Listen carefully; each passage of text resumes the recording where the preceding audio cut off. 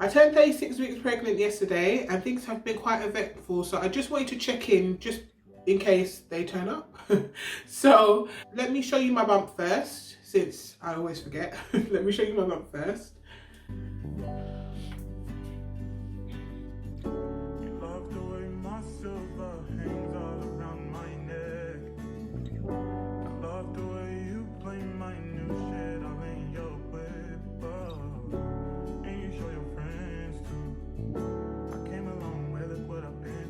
So this week there's been quite a lot going on. I think I explained some of what I was anticipating for this week in my last update, which I'll link here for you guys.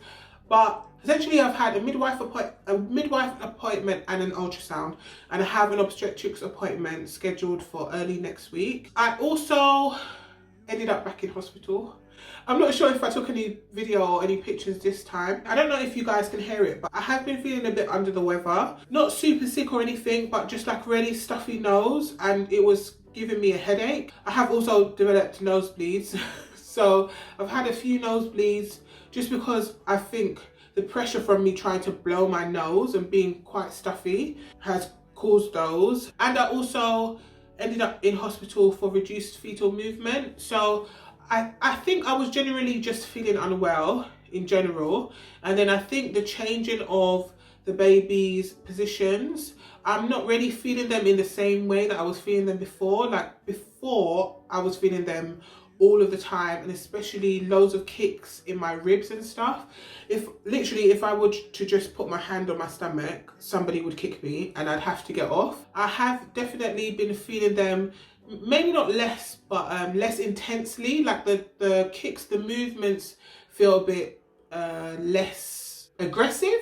I don't know if that's the right word. They feel less intense. So basically I was just feeling quite unwell in bed, and I had been feeling unwell for maybe 2 or 3 days.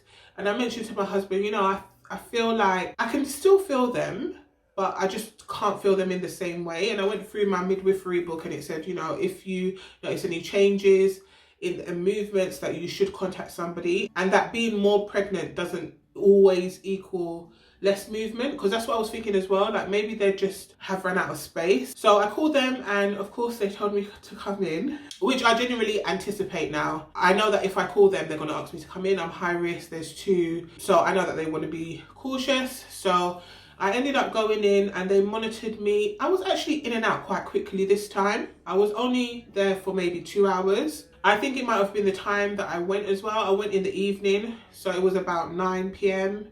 I ended up going there, and I was there maybe till 11. They took my urine and my blood pressure, everything was fine. And then they just put monitors on the babies to just check their heartbeat. It was quite uncomfortable lying down, but it was really quick, and I ended up seeing a consultant. I don't know if the nurses were busy, so I ended up seeing a consultant quite quickly.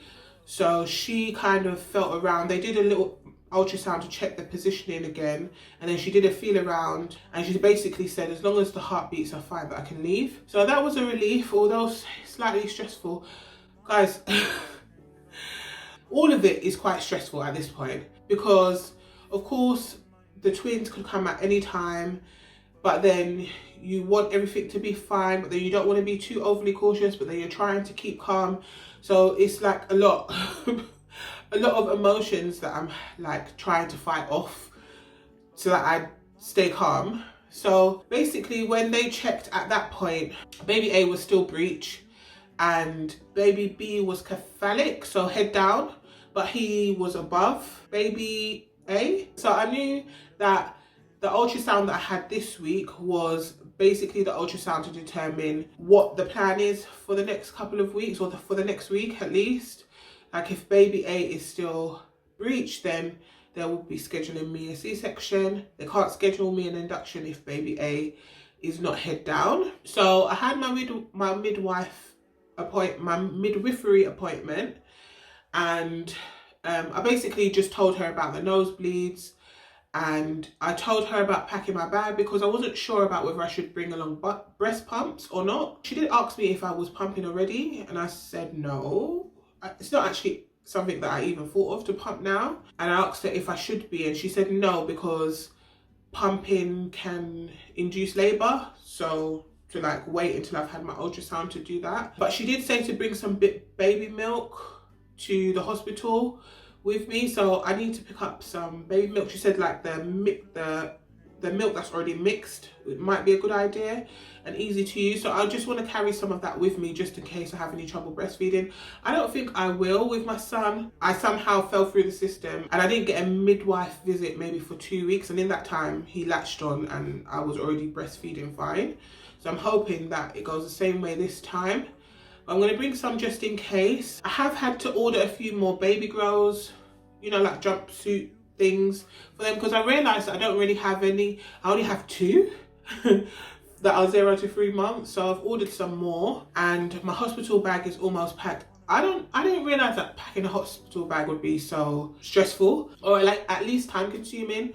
Every day this week I've been trying to do a little bit. So I've packed my son's bag, I've given my husband instructions about him having to pack his bag, and then I've kind of packed the baby's bag, and then I need to pack my bag. So that's definitely on my list of things to do. I actually wanted to get that done today or finished by the end of today, but I don't know. I think I'm gonna go and lie down, if I'm honest. So within the next few days, I want to have that sorted out. I did ask her about visitors.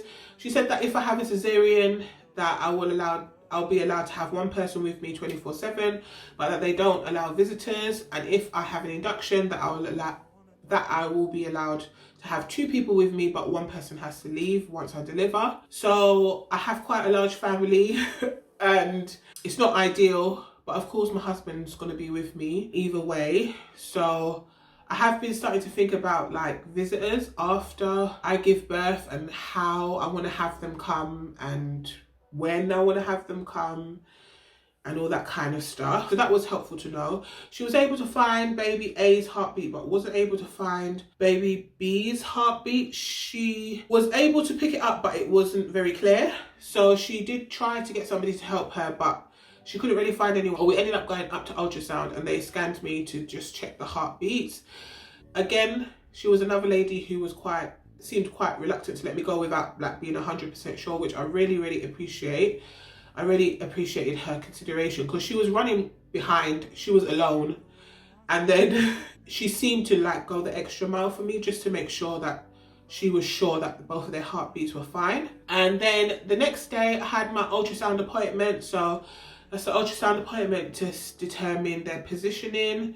And unfortunately, baby A is still breech.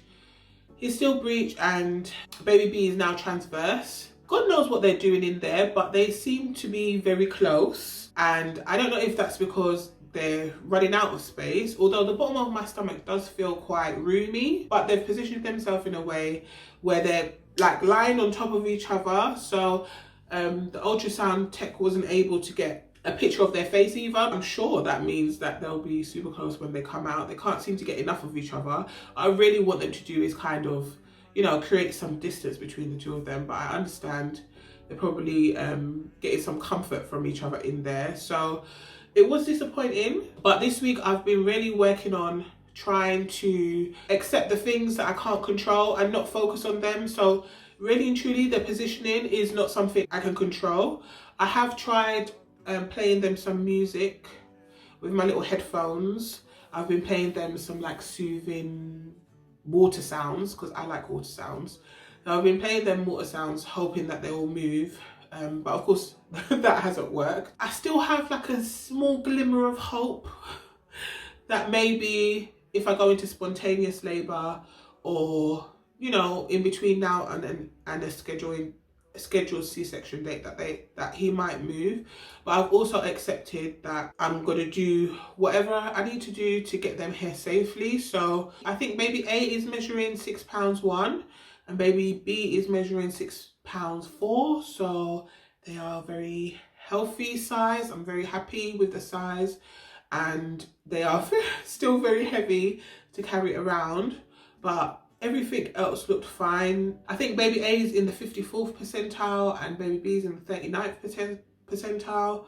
So I'm in love with them already, and I'm willing to do whatever I need to do for them. The midwife did say that with singleton pregnancies, if they recommend a C-section date and the mum would prefer to kind of wait a couple of days, that they do offer increased monitoring during that time. It just means that you have to go to the hospital more often for them to make sure that everything is okay. So I've just been doing my best. I've been doing my best to talk to myself. At this point, they are fully developed and everything is fine and they're well.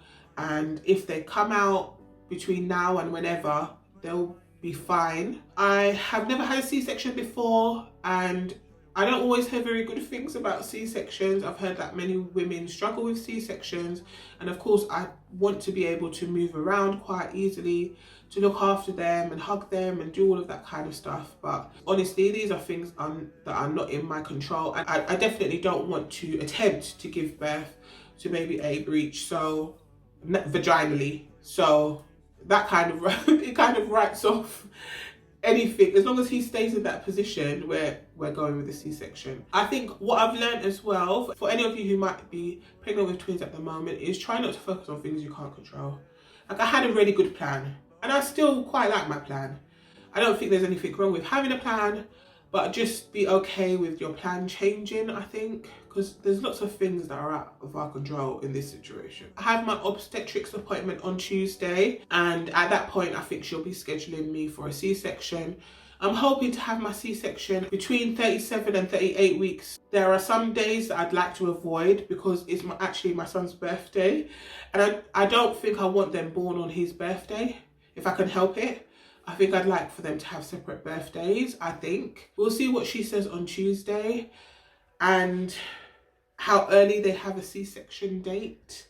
If I accept that I'm going to have a C-section, I'm kind of hoping that I have it maybe within the next week and a half, because I am done. I am exhausted. And if it's going to happen, then I don't see why we should prolong matters, and they can just take them out. That's fine. The midwife said if I go into spontaneous labour in between time, that I should make sure that I tell the hospital when I arrive that baby A is still breech, so that they can make sure that they're aware of that. I don't know that I'll be vlogging the birth. Yeah, I don't know that I will be doing that, but I'll definitely update you guys with a story time or give you a rundown of what happens on the day. I am, as usual, very excited to see them, so I'm hoping within the next week. This might be my last update. If not, then the next one probably definitely will be. So it's been a ride, it's been a journey, very emotional for me. I will be really excited to kind of have things settle down a bit. I also forgot to mention that I have been having trouble eating. I can't really eat much now. Baby B's right under my ribs, and I did have a night where I woke up and vomited everywhere because I couldn't keep the food down. So I have been eating less. I'm gonna guess that's pretty normal. There's not much space in there now. It's just a bit unusual for me because I always eat everything. I've also developed a few more stretch marks, which again is something I can't control, so I've put right at the back of my head. But I have been moisturizing my stomach, and I'm hoping that I will still have some like skin elasticity when they come out. I'm very, very hopeful. I don't mind stretch marks because I have stretch marks, that's fine. But just the quality of my skin, I'm hoping is able to just, you know, do what it needs to do and not be too saggy, I'm hoping. So we'll see what it looks like when they come out. I do have belly bands and things that I'm bringing with me to the hospital, so I'm just going to do my best with that, and it will be what it will be. Hopefully I will have a C-section date booked on Tuesday or by Tuesday when I see the obstetrician. And if there's time in between then and my C-section date, or then and my spontaneous labour, or then and when baby A flips, because you know, anything's possible, and I have a vaginal labour, I will let you guys know what's going on. Thank you so much for watching. I hope you found this video helpful and enjoyable, and I'm so glad that the end is near. I'm so grateful. So I'll put another video here for you guys to check out, and thank you so much for watching, and I'll see you in my next one. Bye.